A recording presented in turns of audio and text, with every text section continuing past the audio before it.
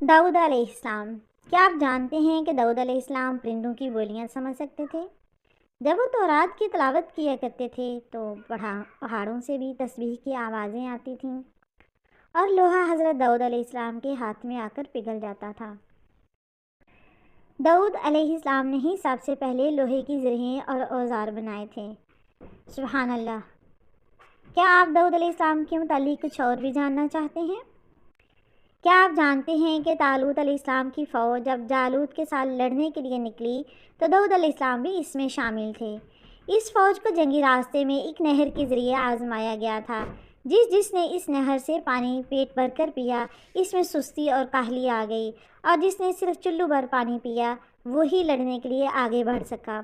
داؤد علیہ السلام نے طالوت علیہ السلام کے ساتھ مل کر یہ جنگ لڑی تھی۔ داؤد علیہ السلام نے ایک پتھر سے جالوت پر وار کیا تھا، جس کی وجہ سے